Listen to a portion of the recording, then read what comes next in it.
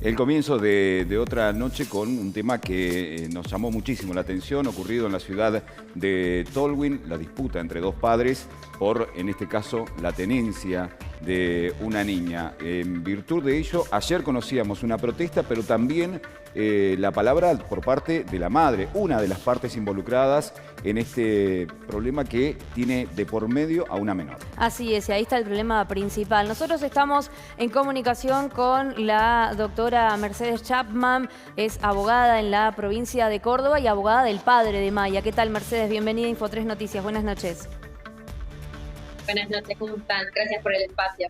Bueno, obviamente es un espacio importante el que queremos porque queremos conocer cómo es que se da, digamos, toda esta situación, entendiendo que hay dos campanas, obviamente, la parte de la madre, pero también lo que sucede con el padre y, como decíamos, en el medio esta niña que tan solo tiene 10 años. Así es. Lamentablemente la historia es larga, este desenlace no es un desenlace deseado por el papá para la menor de ninguna manera, es absolutamente evitable, o sea que esto podríamos sabernos lo raro y que la niña se ahorra la exposición y todo el mal momento, pero desafortunadamente por la utilización de la mamá de la niña terminamos en esto y un poco eso es lo que queríamos comentar para que, bueno, se conozca cómo fueron realmente los hechos y por qué se da este desenlace, básicamente. Mercedes, la primera consulta es ¿en qué condiciones está hoy la menor? ¿Dónde está y, digamos, y cuál es su condición en estos momentos? Porque, digamos, la única imagen que nosotros hemos podido, en la que hemos podido tomar contacto, ella estaba muy afligida por irse de Tolwyn. Así es. Por suerte la nena está feliz. Este fin de semana retomó contacto con su papá, que es algo que hace ya más de un mes y medio que no tenía. Mientras estaba con la mamá estaba aislada, la mamá le había impedido tener contacto con su papá durante 45 días, donde ni la nena pudo contactarse con él, ni él con ella. Y por suerte ya está bien, ella retomó su proceso de terapia, empezó las clases, volvió lo que es la normalidad para ella, que es la vida, su centro de vida en Córdoba. Yo les quiero contextualizar un poco, no sé si quieren preguntarme o puedo contarles un poco del caso. Sí, sí, sí. Queremos conocer justamente cómo fue ese trato, incluso que, a ver, lo determinó la justicia, no es que fueron de palabra entre madre y padre, pero estaban de acuerdo con que la niña, en este caso, haya estado con su padre todos estos años, ¿no? Así es. Hay un acuerdo homologado, un proceso judicial se inició en 2017, en 2019 la menor va a vivir con el papá a Córdoba, y en 2021 se termina homologando este acuerdo, donde los progenitores acuerdan tres cosas fundamentalmente.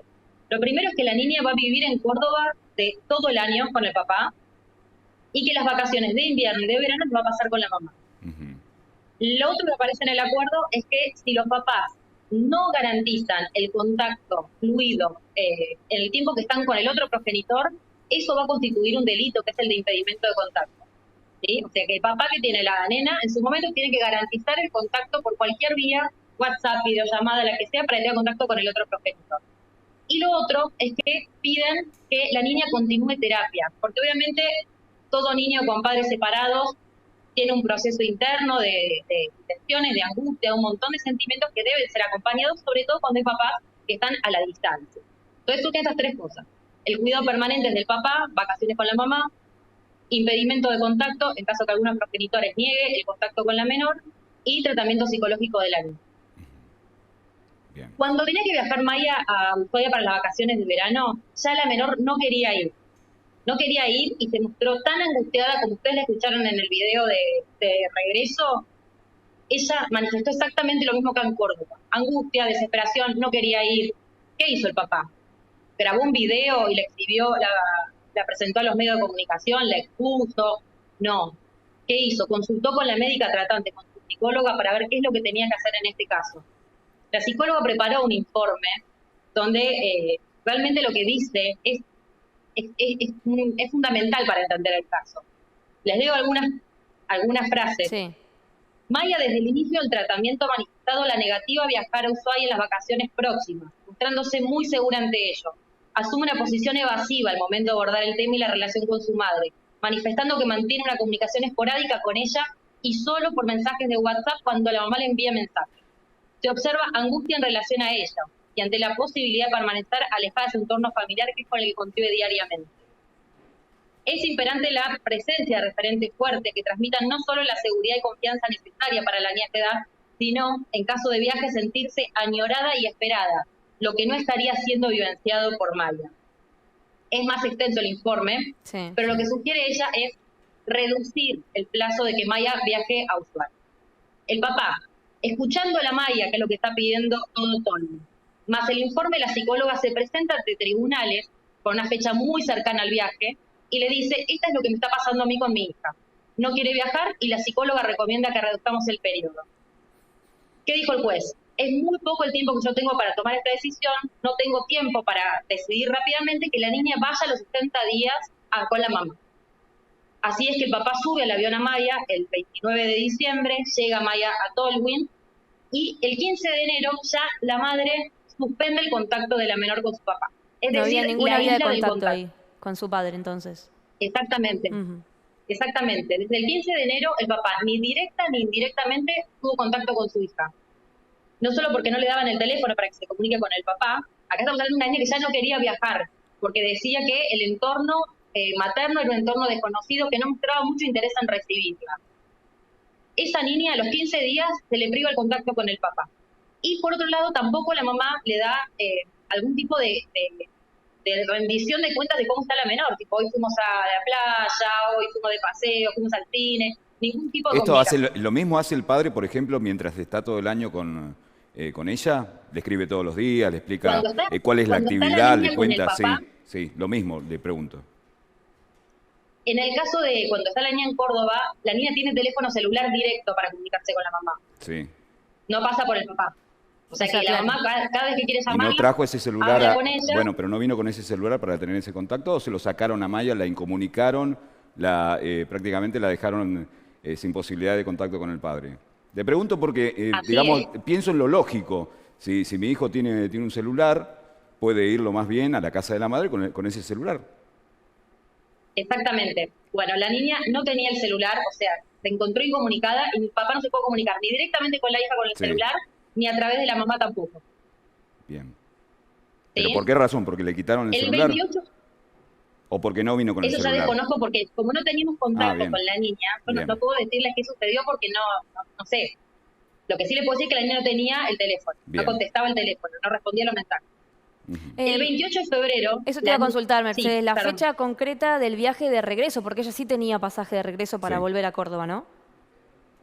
Sí, es el 28 de febrero, la niña tenía que volver. El padre, cercana a la fecha del viaje, empezó a escribirle a la mamá, por favor, indícame cuándo, si el Exacto. vuelo está en horario, si se postergó, si subió, Ujú. sin respuesta. Bien. Ahí el papá desesperado me pide a mí, como profesional, que intervenga, porque quizás es entendible, quizás mamá y papá no quieren conversar entre Claro. ellos directamente. Claro. Bueno, me comuniqué yo, llamé por teléfono, Lourdes, esto es importante, tu hija va a subirse al avión, ¿no puedes explicar si está en fecha, en horario, etcétera? Tampoco me respondió y me atendió las llamadas. El papá fue al aeropuerto a buscar a la niña el día que tenía que regresar para el día siguiente iniciar las clases, como hace 4 años que hace acá en Córdoba, Exacto. y la niña nunca descendió del avión. Llamó, se presentó en la aerolínea el papá y preguntó qué había pasado y le responden que la niña nunca subió al avión. Claro. Ahí entra todo ese proceso de desesperación y angustia de un papá que hace ya más de 45 días que no sabe de su hija, que su hija no tiene contacto con su papá, que es su zona de seguridad porque vive Sí. con él, y no sabemos ni siquiera si está bien, si está mal, si está viva, si está muerta. Doctora, una Ahí- consulta particular Sí. que le quería hacer. El acuerdo está en digamos, en el marco de la provincia de Córdoba, en la justicia de la provincia de Córdoba. Allí es donde debe tomarse una resolución. O sea, puede iniciarse la causa en otro lugar, puede haber una apelación en otro distrito, como en este caso en Tierra del Fuego, o es, en este caso, la justicia de Córdoba la que tiene, obviamente, la potestad de seguir interviniendo en este caso. Es así. En todo lo que tiene que ver con el derecho de familia, Sí. el tribunal competente es el tribunal donde el menor tiene su centro de vida. En este caso, como hace 4 años que la menor vive en Córdoba de manera permanente, el tribunal Sí. competente para entender es Córdoba. Bien. De hecho, si la mamá hubiera tenido intenciones de rever el acuerdo que tenían ya pactado con el papá, tranquilamente podría haber hecho una presentación judicial acá en Córdoba. Y hoy por hoy con la virtualidad, Se puede. Se puede. Es simplemente ingresar a Facebook y buscar un abogado en Córdoba. No es que estamos diciendo que tiene que trasladarse la mamá. O sea, un abogado en internet, directamente online se hace el procedimiento. Entonces, hay una, no sé si es un desinterés, no sé si es mal asesoramiento, desconozco por qué, pero la mamá no hizo el trámite judicial para decir, bueno, mi hija se encuentra, no sé, en condiciones de cambiar el centro de vida, por ende, volvamos a reverlo. No hizo ese trámite. Lo que hizo fue retenerla ilegalmente, sin darle la información al papá de dónde estaba, ni si estaba bien, ni nada por el estilo, y secuestrarla, básicamente, porque retuvo ilegalmente una menor. No solo cometió el delito de impedimento de contacto, que es un delito sancionado por la ley 24270, que dice será reprimido con prisión de 1 mes a 1 año el padre o tercero que ilegalmente impidiera u obstruyera el contacto de menores de edad con sus padres no convivientes, y cometió también el delito del artículo 146 y 147 del Código Penal, que es la retención ilegal de un menor y luego el traslado. Bien. Allí es que nosotros acá en Córdoba iniciamos el procedimiento para que la niña vuelva, primero que se cumpla el acuerdo que ordenaba que el 28 de febrero se tenía que volver a Córdoba. Bien. Y en segundo lugar, se disparó la alerta Sofía porque desconocíamos por completo su paradero. No sabíamos si esa niña estaba bien, si estaba mal, si estaba, la habían tirado por un acantilado. O sea, uno cuando es papá y pierde el contacto con su hija, Claramente. piensa lo peor. Sí. Sí, tal cual. Esa alerta, Sofía, se generó directamente acá en la provincia, ¿no? Sí, Ujú. sí. Sí, Excelente. porque cuando el juez ordenó la restitución de la menor, Sí. en una clara situación de flagrancia de la mamá que estaba cometiendo un delito en el momento, al retener a la menor y no enviarla cuando correspondía, automáticamente cuando se autoriza al papá para que vaya a buscarla al domicilio materno, toman conocimiento junto con la justicia de Tolwyn que la mamá se había dado la fuga con la menor y que se había ido a Ushuaia. Se recopila toda esta información. La desesperación, imagínense, del papá en aumento, ¿no? O sea, la policía de Ushuaia y de Tierra del Fuego buscando a la menor para ver qué es lo que pasaba, si estaba viva, si estaba muerta, dónde estaba. Finalmente, un día después, o 48 horas después, mejor dicho, la mamá se presentó voluntariamente en una unidad judicial en Ushuaia, Sí. que no es el lugar donde ni siquiera tiene el domicilio materno ni el domicilio laboral, Bien. y ahí recién pudieron tener el contacto el papá con la nena. ¿Qué pasó en esos 45 días de aislamiento de la menor con la mamá? Desconocemos. Hoy por hoy, en realidad, sí sabemos por los relatos de Maya qué es lo que pasó en esos 45 días y cómo terminan ellos divulgando un audio con la niña en esas condiciones. Sí. Lo que sí, nosotros venimos a dar esta versión de los hechos para que no expongan más a la menor y que todas las cuestiones pertinentes y relativas a la menor sean trabajadas en el ámbito correspondiente, que es el Tribunal de Familia, Bien. que prioriza el interés superior del niño. Hay un gabinete interdisciplinario de psicólogos, profesionales de todas las ramas, pedagógicos, etcétera, para que justamente evalúen, escuchen a Maya y que puedan decidir dónde es el mejor lugar para que ella se desarrolle, con qué progenitor va a estar mejor viviendo.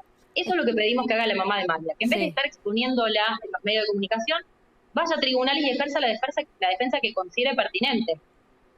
Tal cual, Bien, es así. sí. Y así debería ser con todos los todos los casos, chicos, para sí. que los niños no queden en el medio de un problema que al final es entre los adultos, ¿no? Te agradecemos muchísimo, Mercedes, este contacto con nosotros por haber entendido de alguna forma cómo era el trato y bueno, y por qué se incumplió. Muchas gracias, buenas noches. Es lo que es. Hasta luego. Hasta luego. Bueno, era necesario entender Era necesario eso, entender todo, por eso había que preguntar, conocer. Bueno, había un acuerdo establecido que quizás nosotros no teníamos toda la información puntualmente, concienzudamente. Habíamos tomado quizás vista de la protesta y también de la situación que afligía, porque uno escuchaba esos audios y sentía sin duda que la menor aquí estaba como en el medio de una disputa y que lo sigue estando, pero hay acuerdos. Tiene que haber una forma de respetar, primero, su mejor desarrollo y también qué es lo que quiere. Además se hablaba del tema de la cuota alimentaria, cosa que siempre hay, cuántos casos hay de esos acá en la provincia, pero que no hay cuota alimentaria porque el padre hoy está viviendo con su hija. Exacto. Esa fue una decisión que tomó la niña cuando tenía 5 años, porque ahora ya tiene 10, en realidad hace 4, pero digo, fue una decisión que fue, y ahí fue el acuerdo entre tanto la madre como el padre, y por eso, bueno, era importante entender cómo se había dado este acuerdo.